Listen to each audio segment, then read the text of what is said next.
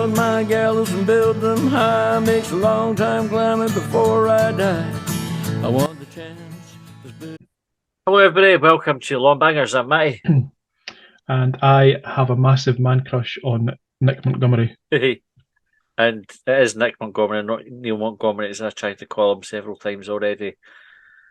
Do you remember you had this problem in the past, didn't you? Like getting players' names wrong. I'm trying to remember. Was there not a player that we had who was it that had like two first names, and you were worried about getting them back to front? Oh, it was Jackson Irvin or Irvin Jackson, whatever his name was. Jackson Irvin. That was it. It will pass. Like I've got it. Like I know the guy's name, right? Nick Montgomery. I don't know why, but I just had Neil in my head first, and so just before we came on air, because obviously we should probably explain what we're talking about here. I had to double check that I had got it right. And so if I slip up through the episode, I apologise in advance, and I don't need anybody tweeting us to say you got the name wrong. If I did it, I know it's wrong, and I know his right name. It's just an accident. Right, anyway, so apologies everybody. This is the first time that I think in a long time, John, that we've been late with an episode, like properly late. I think it's a really shoddy service, if I'm being perfectly honest with you. I can't believe you've been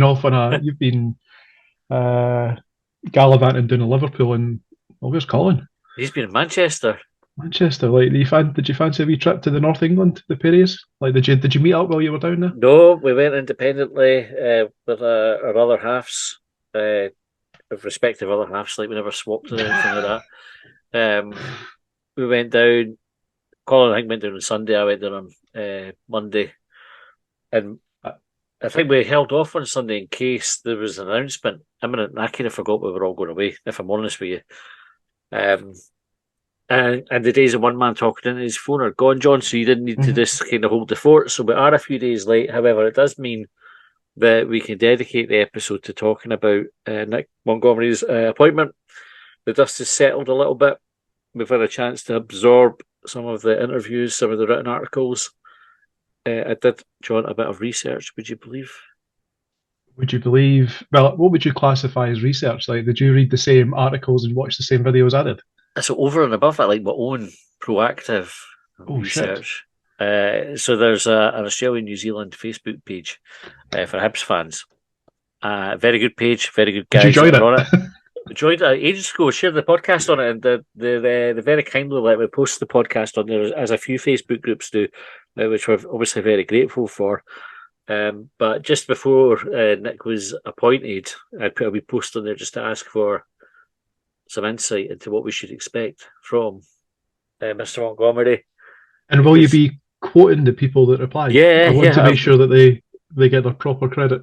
Yeah, absolutely. I've got the post saved, ready to go. So, and they've all sort of given permission, either explicitly or implied, for us to read their comments out. So. And it's not all like we're not cherry picking. They're not all amazing comments. There's some balance in there as well, which is good. So we've got that. And there's one that says like "fuck him," like he's no longer a mariner. Fuck him, prick. Do this. There's nothing like that. To be fair, like the overwhelming feeling is pretty positive on it. So I'll go through them before the episode's out, because people took the time to reply and appreciate it. We've got a couple of questions on Twitter, but I suppose, John, the best place to start would be to get your thoughts on the appointment. Well, I disagree that it's the best place, but here we are, we're talking about it. Relative. It's a relative best place. Relative, yeah. How do I feel? I'll be honest, I didn't know who Nick Montgomery was, hadn't heard his name until I think it was Harry and the Down the Slope podcast when I tuned in to take the piss to Leon and my mate McBee, specifically the lack of Hibs gear that was in McBee's background. But the stuff that I've watched, so the articles that I referred to, the videos, the press conference and things that I've watched since then, I think there's some really interesting things to come out of it. So I also think back to the episode that we had where I think I mentioned some of my criteria for what I'd like the Hibs manager to look like. I couldn't say that I didn't get what I asked for. Mm-hmm. So I think I asked for a manager who was coming to it like we'd basically like poached is maybe wrong. Poached is maybe the wrong word, but we went for a manager who was coming with success behind him. He didn't have that, he wasn't coming to us off the back of a sack, and he's coming to us having won the league with the Mariners. Yeah. I think the other one was press conferences, the way that he spoke to the press, and these are obviously early indications, but there was a couple of very simple ideas that he communicated, and I just kind of went, all right, that's fine. Like I completely understand where you're coming from, and I can see the merits of what you're talking about. So, optimistic as I am with every new appointment. It's funny, like I think the natural thing to do is to get excited about an appointment like this. I don't know, not everybody is, right? So I asked on Twitter, I think, when it was appointment, what folks' thoughts were, and there was I would say probably 90% totally bought in, and 10% were a bit more like, well, hang fire a wee minute, let's see what the boy's about. Was maybe the most stellar option that we could have gone for? I think people, well, there was definitely like a chunk of folk wanted Lennon, definitely a chunk of folk wanted Derek McInnes or Robinson. And so when we brought in somebody from the A-League, I think there was a wee bit of a sort of, I don't know, like a bit of caution being applied to it. The viewpoint, just to maybe putting the brakes on the positivity that was coming out. And I think it's good to have that balance across the support, although you'd probably want everybody right on board, right, because that's more fun. But really, if you're going to be grown up and have the conversation about it, you need that sort of check and balance to it, don't you? Speaking of balance, when we were out on Saturday, I asked you the question about the possible appointment of David Gray, and I think one of the reasons I asked the question was because I was actually quite keen for David Gray to get the role. And I think one of the problems that Hibs have, and one of the reasons I asked the question, was around the way that any appointment would be received. And if I remember rightly, I think you said that you thought that if Hibs were to appoint David Gray, it might be seen as the cheap option, and that would be the sort of main point of criticism. What would you critique the appointment of Nick Montgomery at all? And if you would, why? So I wouldn't. Right, I was an advocate for David Gray getting the job, but I had Montgomery as my preferred candidate. So I don't think you could. The two opinions are mutually exclusive. Had David Gray got the job, I would have been pretty happy with it. Right, I think that his time is close to coming, and I think the fact that they've kept him on the coaching staff probably is with a view to him being the next appointment. Right, so I would imagine the best case scenario for Hibs over the next couple of years is that Montgomery's a huge success and Gray can take over, having been part of a winning coaching setup, right? Rather than the criticism that came when this appointment came up, was that he'd been part of 3 failed coaching setups: so Jack Ross, Sean Maloney, and then Lee Johnson.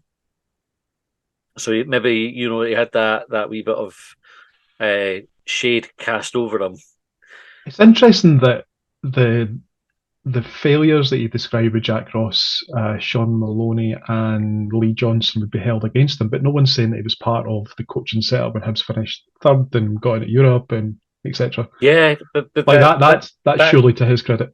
Of course it is, but that's football, isn't it? Like that's not. I don't think that's exclusive to Hibs fans. I think if you asked any club who'd had the last 3 or 4 years that Hibs have had, and somebody had been coaching all the way through, and they were about to become manager, folk would ask the same questions. Like, but they've been there the whole time, and we've not been successful. So why give them the gig now? Even though there was some success in amongst all of that, right? So ultimately, the time for each manager didn't end well.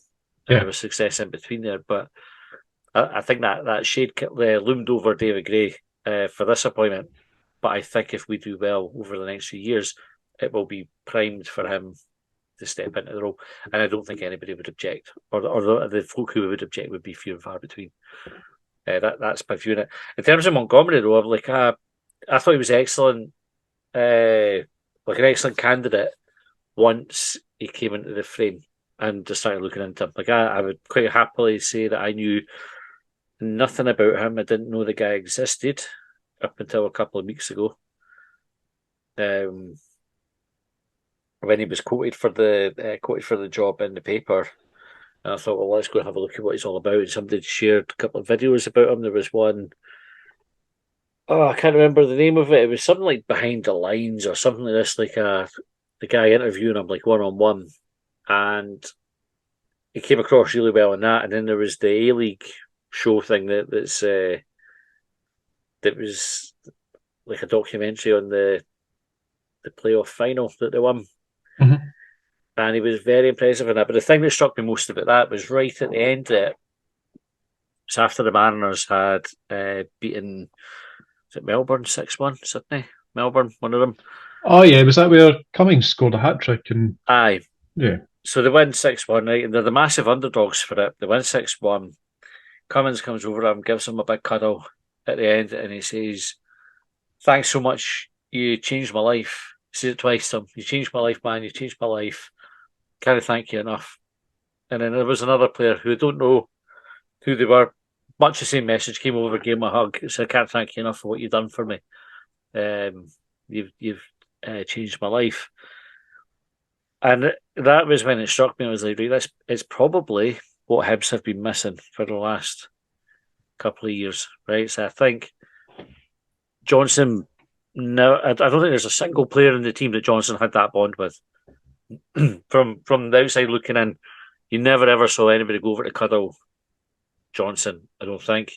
I can't remember. Stop it! I'm actually starting to feel sorry for Johnson now. But do you remember it? Like, do you know there was maybe one cat maybe went over to him when he scored the goal. I genuinely can't remember whether folk went celebrating with Lee Johnson when times were good, or whether he ever looked like he had a player's back completely. And I think when you hear Nick Montgomery talking, he talks about like trusting the players, believing in them. That's what that came across to the players' back was that they all felt that he believed in them. And you contrast that with Johnson, who, and I'll use Lewis Miller as an example. Lewis Miller, in and out of the team as a right back, they kept conceding goals down that side, even though it's not necessarily the right back's fault. But at the start of the season, we had Megwa, Del Ferry, and Miller. Mm-hmm. All sort of like tried and put in, put out. There's none of them will feel that the manager trusted them. None of them, because of the comments that Lee Johnson made. We've tried different personnel, so what he's saying is I blame the people for the fault here rather than the system. And that's not uncommon for Lee Johnson. Like, yeah, I only picked that one because it was a recent example, but you look at anything but lose, Lee Johnson would shuffle the deck with the team. And so I don't think any of the players felt that he properly trusted them or backed them to perform. I wonder how much that came across day to day, because I think as recently as today there was an article in the Evening News where he said that some of the players at Hibs just weren't good enough.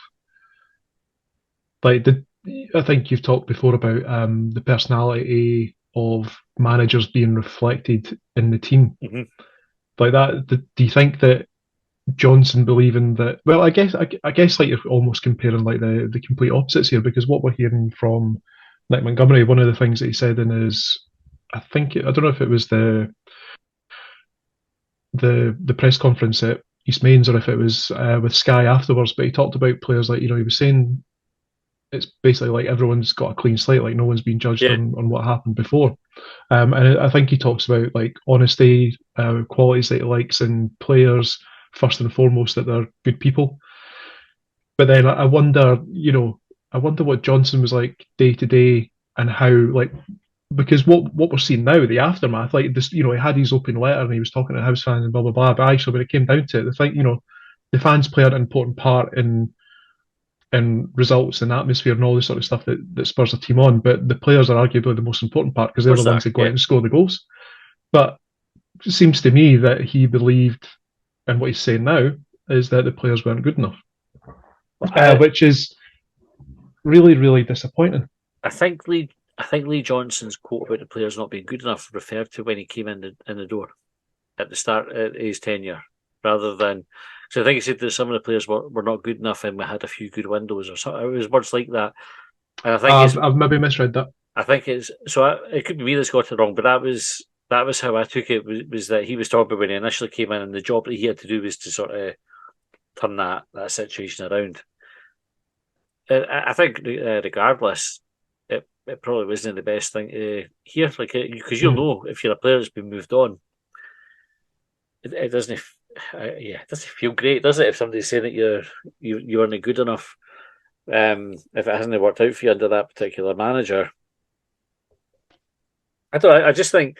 I think what Hibs need to now, more than anybody that's going to come in and be a tactical genius, like we didn't need a Pep or a Klopp to come in. We need somebody who can be, well, probably actually more of a Klopp, because I think Klopp is less on the tactics and more on the people. Mm-hmm. But that sort of, let me work with you and I'll have you running through walls for me in a couple of weeks. I think that's what Hibs need. You saw it on last Sunday when we played Aberdeen. I thought the players all played out their skin for David Gray, more so than they did the week before when we played Livingston. Mm-hmm. And I don't think in this league, if you're a club like Hibs who have better players than I think, 9 out of the 12 clubs in there at least, if you can get them working hard and playing at their best, we'll win more often than we don't. So I think Montgomery's the guy to get out of the team. Like he'll come in, he might rattle a few cages. I think he will probably see some youth players coming in to the team because he wants to prioritise youth, and he's got a track record for it. That was one of the things that I picked out of. I think it was the pot is Adam Tomlinson. Yeah, I had the interview with the Hibs. So that was one of the things that I picked out that I was quite impressed by because in fact it was another article I read. I want to say it was like, did you say you watched something? Was it The Coach's Voice or something? I think there was a very similarly named article that I read about. Yeah, something like that.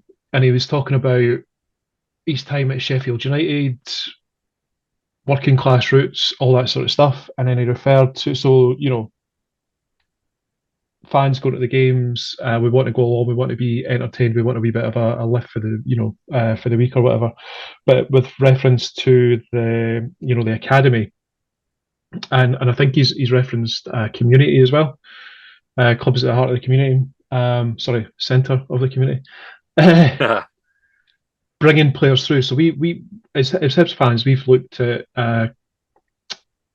we've looked back and we've had the so-called golden generation. That was just I don't think it was deliberate that we produced 4 or 5 players that we sold for significant sums of money, but we've never replicated it since then. That was something that the training centre was supposed to help do.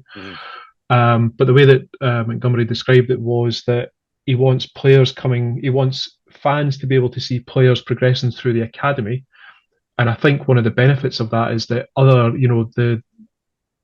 we suffer a little bit from some of the best talent in Scotland going elsewhere. But if those players can see a pathway into the first team, then we're going to benefit from that. But the other point that he made was it was competition for the first team. So like the senior guys don't just get to rest on the laurels because there's going to be someone that's looking to come in at the back of them. And obviously, like another benefit of that is that you have players, it might be senior professionals that are displaced by someone younger. So you've got the opportunity to move them on. That generates revenue. The young guy could become phenomenal, say like in the John McGinn model, or the unfortunate circumstances with Kyle McGuinness, we're looking to move them on for bigger money, or even Josh Doy's probably the better example. You just have that kind of like rotating talent almost, and that's going to be a good thing if he's given the time to develop it, to introduce it, because I don't think, as much as I think every manager will have their press conference and they'll say things and we all kind of sit here and rub our hands and go, oh, that sounds amazing. It's always going to be about time and allowing them to implement those ideas. Yeah, time's massive. I think it could be good news for like the players who have maybe been discarded a wee bit. So you take Harry McCurdy, for example, right? So I think there was a story about Lee Johnson having agreed to sell Harry McCurdy without telling him. But obviously, like whatever happened fell through because of Harry's issues, which he looks like he's on the mend from. You got Melkerson, who's been farmed out on loan. Ewan Henderson, farmed out on loan. Players like Del Ferry, who have been on the fringes of the team, but not really sort of breaking in. Maybe Megwa. Try to think others, maybe McIntyre, like at fullback. I think they'll be rubbing their hands and saying, like, well, here's a guy that's potentially going to come in and give me a chance. And I think because it's been so shit for them at Hibs so far, if they get a manager that comes in and shows them a bit of proper love and gives them that chance, then I think we might see totally different levels for them. Again, it goes back to like players play better when they're confident and when they feel that they've got the backing of their manager. Sometimes it takes them having a point to prove, but I think more often than not, you make somebody feel safe, they play well. And I think Montgomery's going to, from what he has talked about promoting youth players and giving people a chance. Then I think if I was any one of those players that I listed, I would be rubbing my hands and thinking, "Give me a chance for this guy because he's going to give me a chance, and then I can properly show what I can do in a Hibs jersey." And we might see the fruits of the much maligned transfer window last summer coming to bear under Montgomery. Do you know, like that whole development team idea where we paid a load of money for young talent that never got anywhere near the first team really for any period of time? It might be that these guys start to get a bit of a chance and we maybe see a bit more from them. I might be dreaming with that kind of stuff, but I kind of think that there's a potential there for it. No, I think there's a possibility, and I think the whole thing about a clean slate and no preconceptions about the squad. I think he mentioned in the interview with Tomlinson earlier. He mentioned having worked with some players already, so I don't think that automatically gives him a shoe-in into the squad, into the playing squad. I think he's referenced on a number of occasions in the various press conferences and interviews that he's had since his appointment, hard work. And I think any player looking at any of those players that you've described that are maybe on the fringe of the squad or maybe being discarded a little bit, if they come to Hibs and put in the hard work that he's describing. He's also mentioned that it might be a little bit of a cliche, but he said, his doors are always open. I think he described his time at Sheffield United when Neil Warnock was in charge. He said that, there was always players, like all football players want to be playing on match day. He said, but, there's only, I can only name 11 players. But he also mentioned the impact that substitutes can make, and how it's no longer just a case of there's like a couple of substitutes and you're kind of there for 90 minutes. Like what he's looking for though is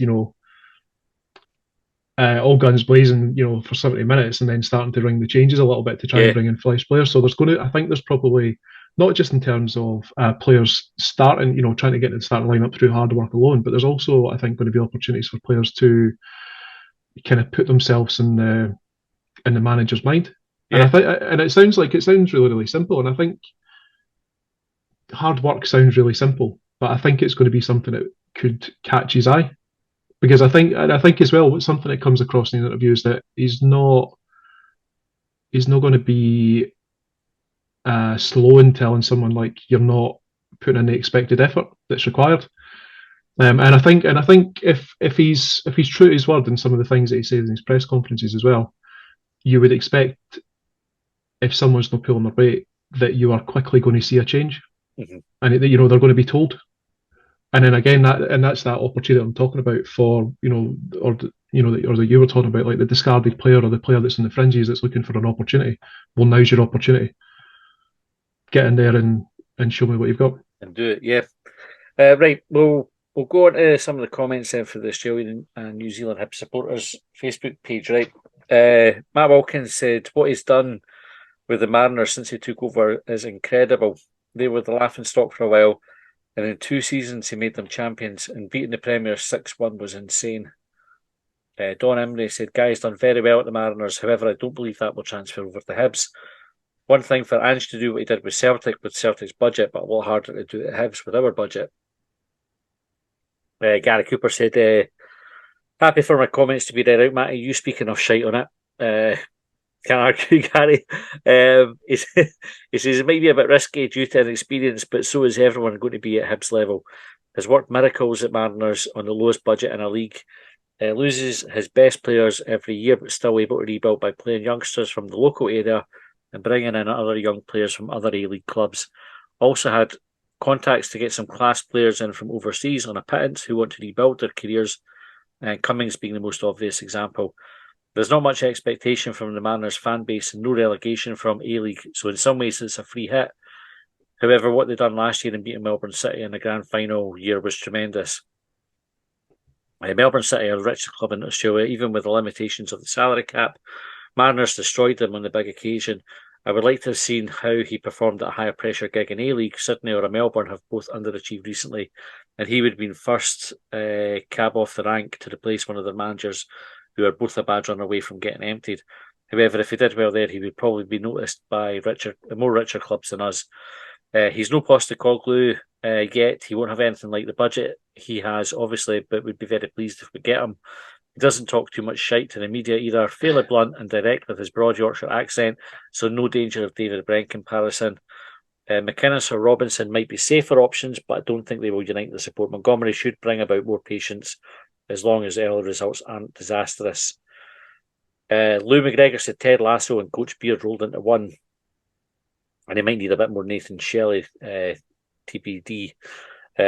Also, look at how he is on the touchline. Plenty of highlights online. He's passionate, engaged, and always seems to be getting piled on by staff and players. During his pre- or post-match interviews, he's personable, well-spoken, and candid. Mark Leary said his knowledge of the A-League might enable him to snag a few bargains from down here. All the clubs in the A-League are skint, and Aussies generally produce hard-working players with the right attitude. Our neighbours have used this market more than us recently, but there's decent players to be found here for someone who knows where to look. I also think that he's prepared to give young players a chance. Big step up from the A-League, a comfort blanket of no relegation to the pressure of the SPL, but he played 300 games for Sheffield United, so we'll know how British football works well enough. Like any manager, I'd back him until he gives me reason not to. So far, so good, John? Yes, I forget who it was that said it, but I'm a big fan of the expression, was it the first or the last cab off the rank? First cab off the rank. I don't think I've heard that before, and I hope to use it again in the very near. Sorry, I hope to use it in the very near future. That's a good one, eh? Brendan Rogan said, "Okay, I'll balance this conversation. Yes, he's done a tremendous job at the Mariners. It's his only managerial gig, and it's in Australia. Why people think that gives him the experience to manage Hibs is baffling to me. Comparisons to Ange are meaningless. Ange has coached for 25 years, including the national teams that are in the top league in Japan. He's an absolute gamble, just like Maloney was. It would also be a huge amount of pressure on him. After the last 2 seasons, we can't afford another sack in this season, so I'd be looking at Gray, McInnes and Robinson. Gray has learnt a lot from 3 years managers in less than 2 years and has gained more experience. McInnes was 8 years at the Shaggers. That's incredible these days. And if you want to talk about results in a shoestring budget, that's Robinson. So it's a no from me." Don Emery came back and just replied to that and said, "You talk a lot of sense, however, Hibs need a manager who will come in and kick heads and demand results, a manager who will not take second place. This chap from Australia might be able to achieve that. Who knows? For me, I'd love to see a manager who comes in and kicks the shout of everyone until we are achieving results." I did hear, he says that the Australian fella won't be our man, but turned out to be. Ray Watts said the jury's out. He's great with young players, gets the best out of them. Maybe something that we've missed over the last few years at Easter Road. However, I fail to see what Hibs see in him. Hopefully, I'm completely wrong. The A-League over here has been poor for a few years now, hence why the young players are spread over Europe. Ask me who I would prefer as our next manager. Absolutely no idea. I fear for all taking the reins. However, 2 years is a reasonable stint these days. Gone are the Turnbull Miller managerial timeframes. And Fred Leggett said, firstly, Monty is no footballing Crocodile Dundee and has his UEFA Pro licence, so he's as qualified as anybody in Scotland. Character-wise, well, he comes from humble beginnings, having grown up on a tough council estate in Leeds. He's a straight talker, and his story is an interesting one of having overcome serious illness to achieve his dream to become a professional player. Came through the ranks under old-school coaches at Sheffield United like Neil Warnock, so although he may not show it outwardly, he's no soft touch. Not only his players, but his board, his supporters, and the entire Central Coast community seem to love him and obviously don't want him to go. It was reported that there have been several previous attempts to prize him away, including one from Motherwell. So while some of your listeners may not have heard of him, those involved in professional football for a living obviously have. His club, the Central Coast Mariners, were champions of Australia last year, and there are a few YouTube videos of the game and the after-match celebrations that your listeners would probably find interesting. It was an amazing achievement by what is basically a relatively poor provincial club from outside any of the big cities. Monty was instrumental in setting up the Mariners Academy, recently named the #1 in the Asian Confederation for bringing young talent through, and they produce a steady flow of players who are sold on to overseas clubs to keep the club solvent. He loses half a team a season, and last season he had players sold to India, Middlesbrough, Sunderland, Aberdeen, and Munich Bayern. Don't know why they put it that way around. He and his assistant Sergio Raimundo, great name by the way, and I'm all aboard having somebody at the club called Raimundo, scour the world for bargains from literally anywhere. They've just signed a Brazilian, and the players they pick up usually excel when they come, just as a broken Jason Cummins did and was turned into a World Cup player. I would imagine that Monty would want Sergio to come with him. I get those that have but he's no Scottish football experience attitude. I really do. But maybe because I've seen and been about football on both sides of the world, I don't see that as a drawback. Every managerial appointment has an element of risk, whether it involves appointing a local or someone from elsewhere. But I have little doubt that Monty's football knowledge, tactical nous, communication and man management skills are transferable to the Scottish game. If you think about it for a minute, you don't suddenly lose them when you go through passport control. Pretty good mixed comments there, but I think there was a lot to take from it. Like the chimes were what we've been talking about already, John, particularly the young players and the work ethic bit. I think the point about the academy is something that's really interesting for me, because there's been I've seen a few people reference it that, you know, he built an academy from scratch, and I got a little bit more context earlier. I don't know if it was from the Adam Tomlinson interview or a couple of the articles that I've read, but I think Montgomery described that the Mariners were basically broke and they got a new owner in, and that was how Montgomery, I think, he transitioned from his time playing into coaching. He was head of the academy, and he took it over. And I think he said that he'd met Raimundo. It was Raimundo? Yeah. Doing his coaching badges back in 2015, so he got him involved. Seems like there's a really good working relationship between them. I want to say it was Miguel was the goalkeeping coach that he's brought in, but I forget his surname. So the interest or the comparison or the better question is with regards to Hibs Academy. So that was Montgomery's previous role. So as much as he likes to bring through youth, I wonder how he's going to do that with Hibs, because, you know, I think there's been questions in the last couple of years around the development squad, and we've only just really seen some players coming into the first team of late. He doesn't have the same task ahead of him as Hibs manager. So I wonder what he's going to do there. With regards to, I think there was another comment or another article that I read earlier with regards to money doesn't win football games. You know, it's no pound notes that you chuck out, you know, on a football pitch, or £5 notes or whatever. Like, I totally get that point, but we are going to go up against teams with greater resources. And I think sometimes what we lack, especially in Scotland, when we go up against Rangers and Celtic in particular, Rangers to a similar degree, is that they just seem to be bigger, quicker, but more keen to not chase the lost cause, but putting more effort in. And it doesn't seem to be how. And I think we asked this question in the last couple of weeks, like, how do you get more effort out of a footballer? If Montgomery can do that, if he can put us on a similar level as some of these clubs, and that's going to be a good thing. And I think back to, it was a few years ago now, but when John Collins was in charge, I remember him saying that you might not be able to make them the best football club. He might not be able to make Hibs the best football club, but he can make them the fittest. If it's just a fitness thing, if it's a desire thing, if it's a hard work thing, if Montgomery can achieve that, then I think we'll do well. And I think also with regards to like games or whatever, like we've also spoke about it, like we want to see evidence of what he's talking about on the football pitch.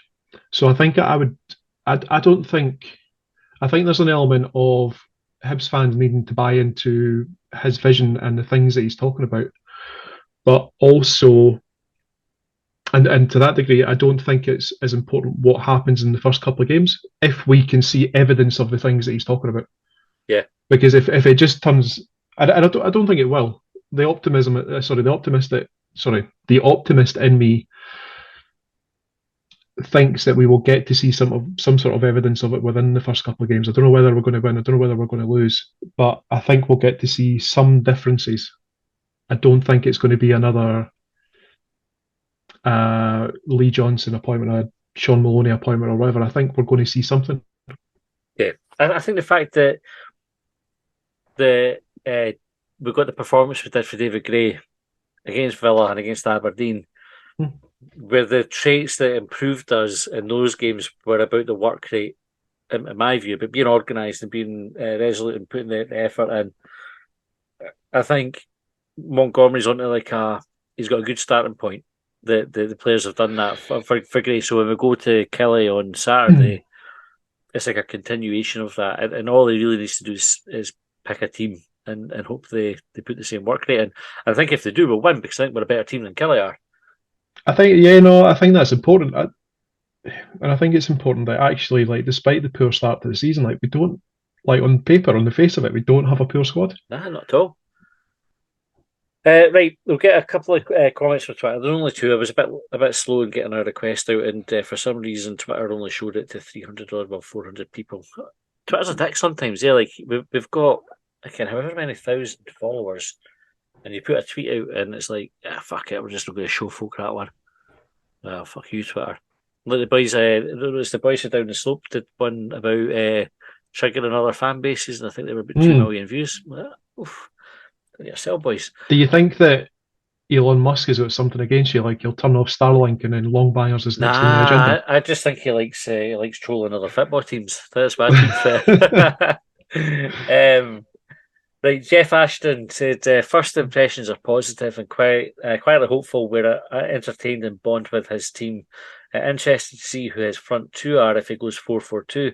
I would like to see Vente and Deutsch with Alf coming on later. 4-4-2, John, who would make your starting 11 in a 4-4-2, which I believe is his preferred formation? Aye, there was another good article that was in on the evening news. I think Dave had shared it, and I was having a read of that, and it gave some good graphics in it. I actually thought the first graphic. I'll find the article. So I think we should credit the person that did it. I want to say it was John McGeechan. Yes, that's a new Hibs reporter at the evening news, I believe. So there was good bit of analysis about. So it was important we credit him. Right, yeah, carry on. Sorry. I was going to say that I found the very first graphic interesting when they were talking about 4-4-2, like 2 banks of 4. I went, oh really? Is that how it works? Damned by fame praise there, is it? Yeah. So there's 2 things from Jeff's tweet that I want to call out, and the first one was with regards to first impressions. So I think one of the things that Hibs fans found difficult, if not initially, then certainly over time, it was that 8-hour interview, and you're thinking that's just garbage. I think and I don't know how important it is. It seems more important amongst some Hibs supporters than others. I honestly can't remember Lee Johnson's first press conference, but there was chat around his jacket, how he presented himself, and I don't think that won himself any favours. So I was kind of looking at that sort of stuff when Montgomery was announced, and I initially thought, aye, fine. There's nothing glaringly obvious there for me to go. At some point in the future, someone's going to look back on this and go, "What the fuck was he wearing?" Aye, it's a funny thing. I remember Lee Johnson came to the podcast with us down the slope in Strong Opinion. I think might be the Ramble. I can't remember right. A long time ago, and my memory is not great. I remember we were all impressed. He said all the right things. And then I reflect back on it. I was thinking about this earlier on when I was watching Lee Johnson's first Fleetwood interview. And I remember being pleasantly surprised at the amount of thought that he had into things like the age profile of the squad. And what was it? It was like a 4-8-8-4. 4-8-8-4, yep. What happened to that? do you know, like it's kind of that's ideal, but I don't think we at any point got a 4-8-8-4. Maybe we did at the team, but it never felt like we had. Certainly, like at the young end of it, but the day just seemed like the profile of the squad was more random than that. And it's like I suppose it's like the first evidence of somebody being able to talk the talk, but just not back it up at all. Like I know the theory, but actually I don't know how to put it into practice. And then again, I don't think Montgomery has said enough that you would have that same opinion. Like I think because he's had that sort of almost like no bullshit line. It's just like going to be quite straight talking, pretty basic if you like in terms of the messages that we get across, like hard work, honesty, etc. I think those things are easy to fall back on. There's no like he should be able to deliver those, and we should be able to look back on interviews and say, right, well, we can see the players are working hard. I think Lee Johnson tried to sound really, really clever and really like switched on. Look how much of a modern manager I am, and then just kind of almost wholly failed to deliver it. Right, yeah, 4-4-2 back four. In fact, Yes, who's your goalie? Yeah, that was the thing that I'd been thinking about today after the 442 article for John McGeechan, and what else was I reading? I think I'd seen it referenced somewhere else, but I didn't start thinking about goalkeepers or back fours or that. I started thinking about our wide players in particular, or our pacier players, Yuan and Boyle, because I don't think they've been used as well as they could have been used in the last few weeks. I think they certainly, when it came to the European game, trying to play that counter attack and what have you, that worked out really, really, really well. But we're not going to be playing Luzerne every week in the second leg of European tie. No. So how does that translate to the week-to-week football? How does it translate to Kilmarnock on Saturday? The 4-4-2, I would assume, or I would like to see similar to what Jeff described, which is Yuan out left, Boyle out right, because I think that's where, in particular, Boyle I think is most effective. Yeah, I like him out wide, and I like him coming infield. I want to say Montgomery talked about disrupting the opposition, or it was maybe a supporter, I forget exactly. But then obviously you think about your goal threats after that, like who are we going to play up front? And my immediate thought rather was Doidge and Venti, and Doidge probably because he's been amongst the goals again the last few weeks, and there's maybe even an argument there to say that you play Lafondra up front alongside him, or at the moment, like maybe you go, well, Venti's getting himself up to speed or whatever, you rotate him with Lafondra. But I think you'd be hard pushed at the moment to kick Doidge out of the squad. Obviously, questions around work ethic or whatever aside, as long as he's putting in the work, then I kind of see why Montgomery would drop him. In the middle of the Hibs midfield, be interesting to see what that looks like, because obviously Joe Newell, Player of the Year, playing very well. I think the bigger question there is who partners him, who complements Joe Newell the best out of the available Hibs midfielders. Back four, probably Fish and Hanlon in the middle. Would expect Lewis Miller out on the right hand side, because I think in terms of work ethic, I think he's probably demonstrated it the most of late. Left back, I don't think there's going to be a question with regards to work out of Lewis Stevenson, but I think if we're talking about bringing youth through in the future, and you need to do it because Stevenson must be pushing about 65-year-old already and still in the first team. But it could be, and I forget, apologies, is it Oscar McIntyre as our left back? I think so. But is he out on loan? Can't remember. Someone went out on loan recently. They did. You're right. So yeah, I think I would expect that's how things are going to line up, but I'd caveat that by saying that we may see some changes based on the whole work ethic point that Montgomery's been making to date. Oscar's at Queen of the South, London. Oscar's at Queen of the South. Yeah. I think I'd like to, assuming Levitt must be nearly fit, considering they reckon he was only a couple of weeks after they got what looked like a really bad ankle injury. They then sort of downgraded it to I could be all right in a couple of weeks injury. And they were talking about him being back after the national break. So we should see Levitt back soon. I thought Levitt and Newell in the European game at Easter Road against Luzerne were outstanding. I think if we get them working as a partnership, I'd like to see that. Agree with you, Boyle on the right, Yuan on the left. You got to play Venti, but spend the money on him. Just play him. He looks like he's a good player. Venti, and you can swap Alf and Dodge around. I guess, yeah, no, you're right. I never even considered that before, but you could absolutely. I think maybe amongst those three strikers, there's probably versatility amongst the three of them that you can rotate them all at different points throughout different games. Right. Jake Gapper said, what does he need over the next 5 games to get the Perma Boo Boys on side? So we've got Kelly away, St Johnstone at home, St Mirren in the Cup, Dundee at home, Hearts away. He says, I'm guessing 7 points in the next round of the Cup. Full disclosure, I asked pretty much the same question of the Down the Slope lads the other night. Sloppy seconds, John. Full disclosure, I haven't listened to Down the Slope in a little while, but that's just because I'm busy. It's not because of anything that they're putting out. So I might answer what they've answered completely accidentally. I don't know. Go for it. So we've got Kelly, St Johnstone, St Mirren, Dundee and Hearts. The points aren't important. From my point of view, the points, any points, whatever points we pick up are unimportant. It's and I tried to make this. I've tried to make this point in parts throughout the podcast. We need to buy into the vision of what Montgomery is going to try and achieve. And I think we've made this. And I know that times are challenging for Hibs fans. You know, we've had like a really shit start to the league. But if we keep repeating this mistake of thinking, right, what are we going to do in the next game? What are we going to do in the next 3 games? How many points are we going to pick up out the next 5?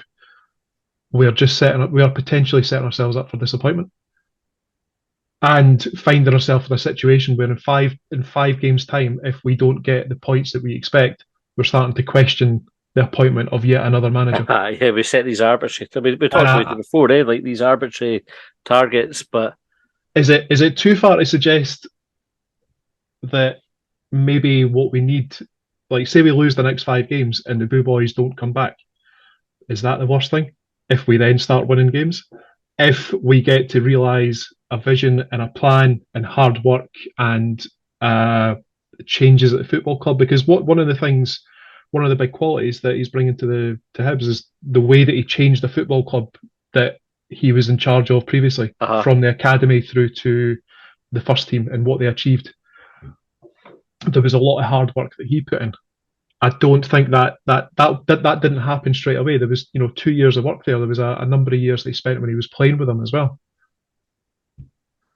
I'm not saying that what Hibs are going to do is going to take years. What I'm suggesting is we shouldn't be judging them based on 5 games or number of points gained. Look at the progress, look at the change that's happening in the park. Right.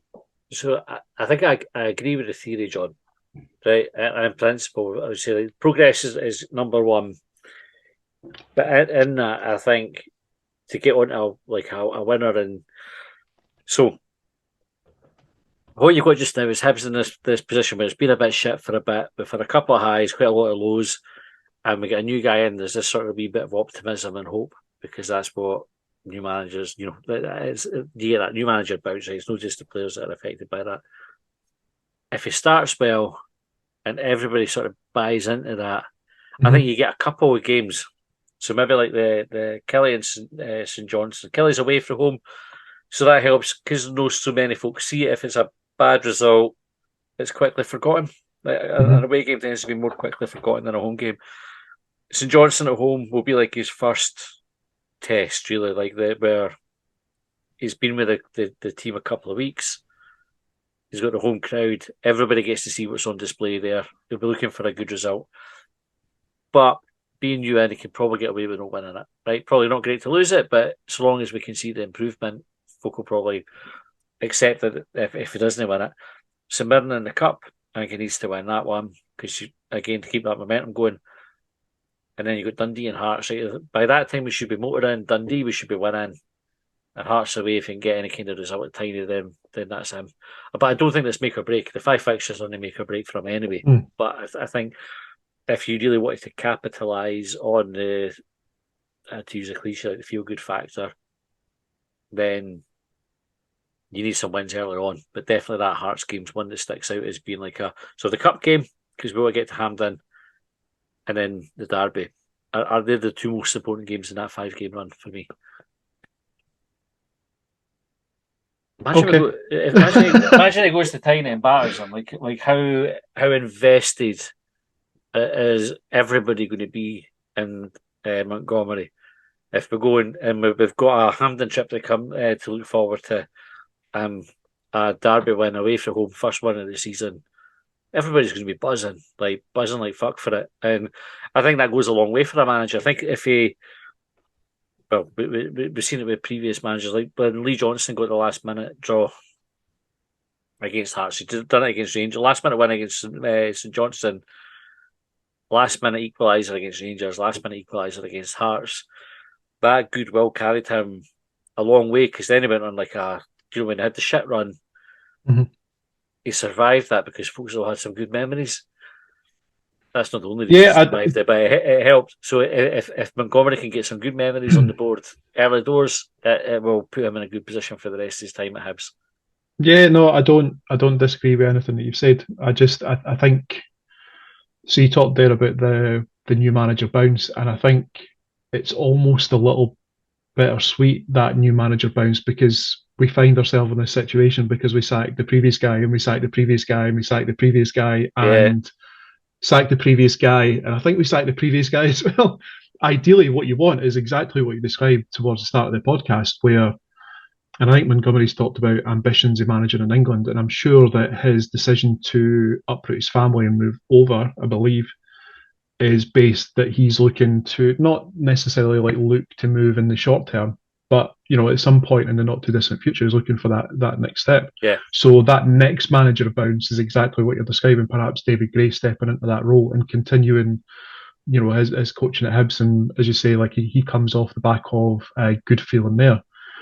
The thing that I'm cautioning against is just exactly what I described, not pinning too much on those next 5 games. Aye. And I totally get it, and I do agree with it. It's not make or break for him. Yeah, and it shouldn't, nor should it be. And I think for what he's trying to do with the team, I think we need to give him a bit of time to deliver it. Because I think he's not talking like it's not revolution, is it? Is it more evolution? I think he's made a revolution. I think he's I don't know. No, you're right. He's just wanting to build on what's there already, isn't he? He's not wanting to rip up and start. And I think so, and that's what I was saying. He's not starting from scratch. He's I think he's inheriting a good squad. Yeah. And I think if he can impart his ideas and work ethic upon them, then I think we'll be in a good place. Okay, right. Speaking of good places, it's nearly bedtime. So we will wrap up. Quick prediction for Kelly on Saturday then. 2-2. 2-2. I think Hibs will win, and I think we will win 4-1. And the Montgomery era will get off to an absolute flyer. Right, that's my prediction. See if he does. I'm gonna have to start insisting on calling him 4-goal Montgomery. Aye, do you know it's going to happen? And as the 4th goal goes in, the camera will pan to the touchline, and it'll just be him teabagging McGuinness. Should we, just out of curiosity, should you back 4-1 and should I back 2-2 and see what happens? Nah. Well, it's a Monks game, John. Is that the reverse jinx you talk about? Aye, it's a football's betting's a Monks game. Right. It was McInnes, by the way. I said they're not McGuinness. I realised that I said that you could let a little open interpretation there. Maybe Raimundo could get in and teabag the other one. Yes. whichever one. So, to the victor of the spoils and all that. Also, right, and just before we go, we were lucky enough to attend the David Gray testimonial dinner on Saturday night. Do you have a good night, John? Yes, it was just a wee bit too short, unfortunately, because I swore that after enjoying the complimentary Whiskey Rose at the Player of the Year do, getting woken up at 7 o'clock in the morning, still in my suit by the bairn and having to go back to bed, that I wasn't going to do it again. So I was very well behaved, had a couple of complimentary wines, had a couple of drinks at the table, had a good meal, and went and got the very, very last train home. And was fresh the following morning. But I missed the opportunity to speak to a few people that I would have liked to, so hopefully next time. I see we had to get. I had a lift arranged for midnight which I actually thought was finishing at midnight. Yeah, and I wish I'd known it was. I've just remembered the Cinderella jokes. Aye, I know. That's like it turned out a pumpkin, and I left my shoe there, which didn't help things. Didn't really. I did leave my goodie bag. Did you remember to pick up your goodie bag? I ate the biscuit on the way home on the train. Did you? Well It was done, a you. good biscuit. I forgot about mine. I was sat under the table. Brilliant.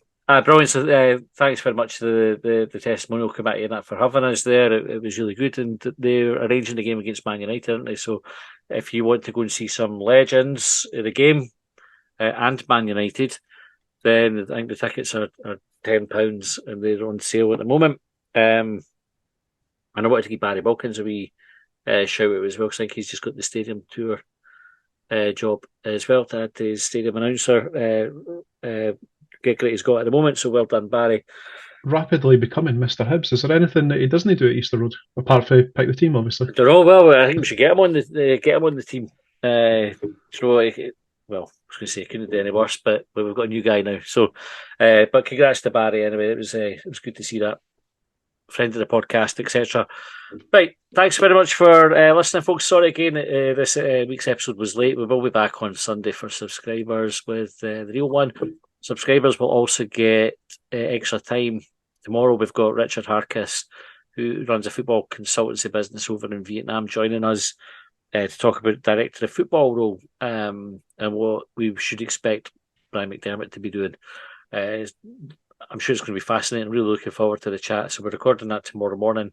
We suggest that Brian McDermott should be recovering after his wee operation recently. Oh yeah. Let's first and foremost. Let's wish him all the best for his recovery. That's remiss of me to forget that, John. So well done for remembering. We wish you all the best, Brian.